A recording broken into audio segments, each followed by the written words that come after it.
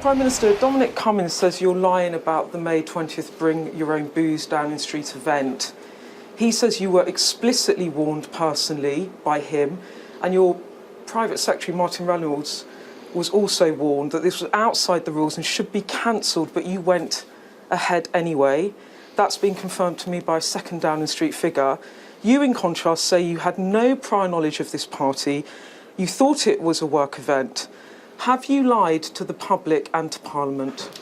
No, Beth, but I want to begin by repeating my apologies to everybody for the misjudgments that I've made, that we may have made in Number 10 and beyond, whether in Downing Street or throughout the pandemic. And I do know how infuriating it must be for people up and down the country, in view of the huge sacrifices that people have made, the way that they've kept discipline, the way they've followed the rules, followed the guidance, done the right thing, to think that that didn't happen in Number 10 Downing Street. So I want to just say to you on that point, no, nobody told me that what we were doing was, as you say, against the rules, that the event in question was something that we were going to do something that wasn't a work event.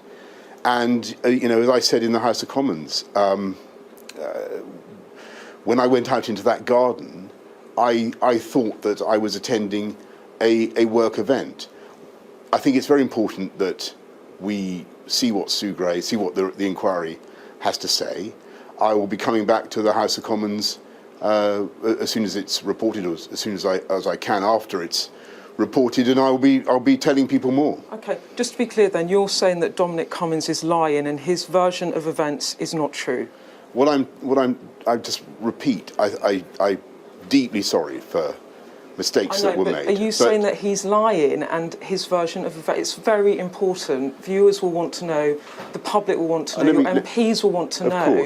Of course. He is on the record saying under oath, you are lying, that you were warned about this event and you went ahead anyway, that you knew that it was dodgy. I can tell you categorically that nobody told me, and nobody said that this was something that was against the rules, that was a breach of the COVID rules, or we were doing something that wasn't a work event, because frankly, I don't think, I can't imagine why on earth it would have gone ahead, or why it would have been allowed to go ahead.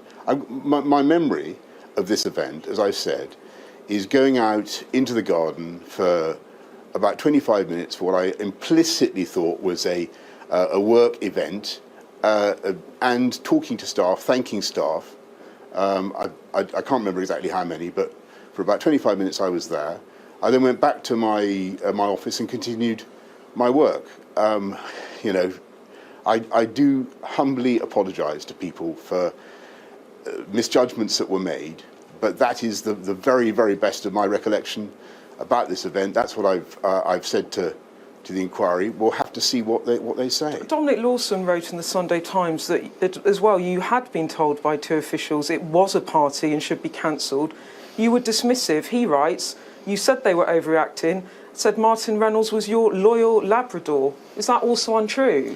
Well, I've told you, and I repeat, I'm deeply sorry for misjudgments that were made. Your misjudgments? And yes, because ultimately... Because it seems like you're trying to pass the buck and blame other people. No, I carry full responsibility for what took place. But nobody told me, I'm absolutely categorical about this, nobody said to me, this is an event that is against the rules, that is in breach of what we're asking everybody else to do, should not go ahead. What I remember is going out into that garden for a short time, and for 25 minutes or so, thanking staff who'd worked on COVID, who were continuing to work on COVID, and then going back to my office. And all I can say is, in retrospect, as I said to the House of Commons, Beth, if I had my time again, I would not have allowed things to developed in that way. And when I went out into that garden, yes, I should probably have told people, I should have looked around and said, well, we've got to go back indoors, or this isn't the right way to do things. But, and I apologise for for that. But I hope that people will understand the circumstances we were operating in. But I've just got to ask people to wait for Sue Gray to report. So can I just be clear? So just so we're really clear on the record what you're saying about all of these allegations, no one verbally warned you at any point, and you neither saw nor was told about any email from Martin Reynolds about this Bring Your Own Booze party, or that anyone around you in your office or any advisors raised this with you. You had no prior knowledge. I can categorically tell you that I never saw I've seen the email, the Martin Reynolds, the email of invitation. Clearly, that was not phrased in a way that was right. After the event. Yeah, I only saw it the other day. I mean, I saw it, when it emerged. I think it was a few days ago. Dominic Cummins was your closest advisor, and he said he verbally warned you about this. Is he lying? I can't believe that we would have gone ahead with an event that people were saying was against the rules or against what we were asking people to do. And nobody warned me that it was against the rules. I'm absolutely categorical about that, because I would remember that. Okay. So if Sue Gray uncovers a different version of events and it emerges you did mislead Parliament, will you resign? We'll have to see what she says, and I think that she should be given the space to get on and conclude her inquiry. And I would urge everybody who has knowledge of this and understand, memories of this, to tell her what they know. So you'd like her to interview Dominic Cummins? It's not for me to decide who she's got to interview, but I think everybody who has memories of these events should tell her what they know. If it emerges you've misled Parliament, will you resign? Well, let's see what the report says. Your Chancellor said today that the Ministerial Code is clear on these matters when asked if you should resign if you lied to Parliament. In principle, should a Prime Minister stay in office if it emerges that he misled Parliament? Well, I think we need to see what the report says, Beth, and with greatest possible respect to you and to all our viewers. I think we need to. We can't anticipate what the conclusion of this inquiry will be. You must be worried you're going to lose your job. What I'm thinking about today, Beth, is coming through the COVID pandemic in the way that we are. I'm here at a community diagnostics hub in North London, where there are 108,000 people on the waiting list in the Royal Free, incredible hospital, but they've got a huge backlog now, partly caused, as you know, by COVID. What we've got here is a community diagnostics hub, one of 40 that we green-lighted in October. We're going up to 100 of them. And I think they will make a big difference to people on waiting lists. But Prime Minister, I will ask you about, I have got a couple of questions, okay, but I have been asked by the broadcasters to ask these questions. I'm here to represent everybody. Yeah. You're not ruling out that you will have to resign if you've misled Parliament? Well, what I'm saying is that we need to. You've asked me what I'm focused on or what I want to do. What I want to do. No, I asked you if it's found that Sue Gray finds you misled Parliament, will you resign? That's what I'm asking you. Yeah. You're not answering. Well, what I'm saying to you with the deepest respect, Beth, is that we've got to wait for the outcome of the report. But in the meantime, I'm focused on delivering here at this fantastic community diagnostics hub, run by people from the Royal Free, offering an amazing service. I'm focused on, number one, is clearing the COVID backlogs and delivering on all our priorities for the British people.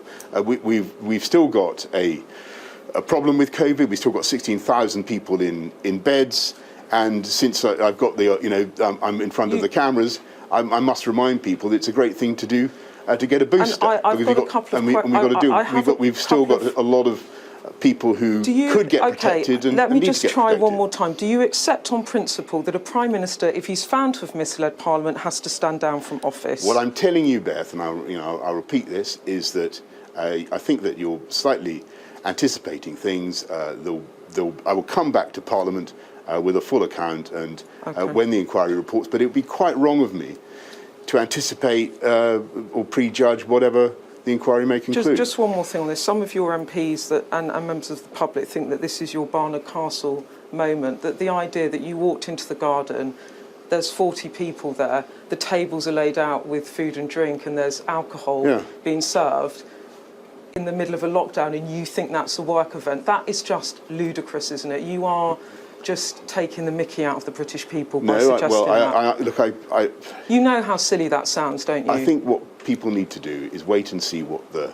report says. But I repeat my deep apologies to people for mistakes that may have been made on my watch. But you see that looks ridiculous. It sounds ridiculous. I repeat my apologies for any and all misjudgments that were made, for which I take full responsibility. But I think people do need to wait and see the conclusion of the report, and I will draw the necessary consequences and conclusions, and come back to the House. Okay, I've got one final thing on this before we move to COVID. Because this is important. This is the first time we've seen you since reports emerged in the Daily Telegraph, not denied by Downing Street, about 2 boozy parties held in the garden, in the buildings of Number 10, the night before Prince Philip's funeral, when the country was in national mourning. Was having to apologise to the Queen about those parties the night before she put her husband of over 70 years, she laid him to rest. Was that a moment of shame for you? I deeply and bitterly regret that happened, and I can only and renew my apologies both to Her Majesty and to the country for misjudgments that were made, and for which I take full responsibility. Do you think you can recover from this? You might be able to survive, but can you recover? Well, your polling is terrible. The public think you should go. Your MPs are in revolt. 6 of them have publicly said you should resign. Beth, I understand people's feelings, and I understand why people feel as strongly as they do about this issue. I repeat my apologies for what happened, and I'm heartily sorry for misjudgments that were made in Number 10. But what I do need to do is wait for the conclusion of the inquiry, and then, but before then, to keep going with what we're doing. And I think what all the people you've described want to see is a government that's focused, nonetheless, on taking the country forward in the way that we are. And don't forget, whatever the stories that you've been rightly covering, there is also another story which I think you want to come on to, which is about a country that has been able to come out of COVID faster than any other comparator country, a country that has a higher level of vaccination than any other comparable country, a country that has the most open society and economy currently. Now that has been delivered by this government, but we need to get on and do much more. We need to help people with the cost of living. We need to tackle issues at our borders. We need to fix the COVID backlogs. We need to rebuild the economy. We have a huge agenda of work, and that is what this government is going to get on and deliver. You must be very worried at the moment that you are going to be ousted by your MPs, that the public will not forgive you for what has happened in Downing Street during those 2 lockdowns. You must be worried. I think it's very important that people who do my job should be focused the whole time on what we're delivering for the British public, and that's what I'm So you're not worried? about. I'm focused on what we're doing to keep rolling out the boosters, to move the economy forward, to tackle the cost of living, to make sure we help people with the cost of their fuel bills this winter.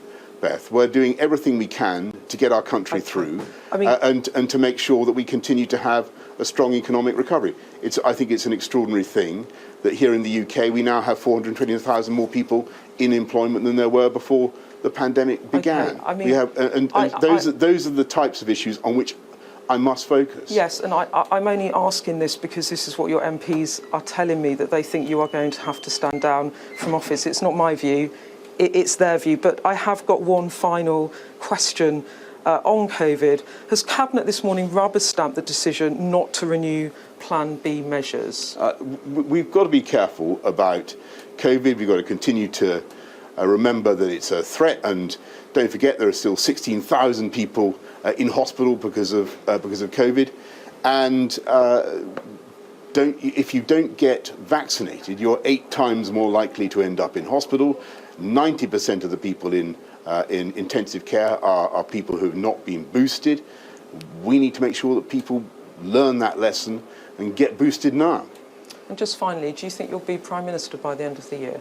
I'm focused, if I may say so, Beth. I know you want to take it back to me in my career and all the rest of it. I am focused completely on delivering for the people of this country, getting us through COVID. We've had the fastest booster rollout of any European country. We've got the most open economy. That's because of the hard work of everybody in government, amazing work of the NHS, all the doctors and nurses up and down the country, and that's who I'm here to support and to thank. And what we're also doing is rolling out to boost, to bust the backlogs. What we're doing is rolling out the community diagnostics hubs, and this is an amazing example. You've got patients who can come in, get screened, get scanned, get tested fast, and you cut out a huge amount of delay. 80% of the backlog delays is caused by people who can't get to see a consultant or can't get the scan that they need in time. Well, we're trying to fix that by making scanning and screening more accessible and faster to speed up the process. Right, thank you very much. Thank you. Thank you.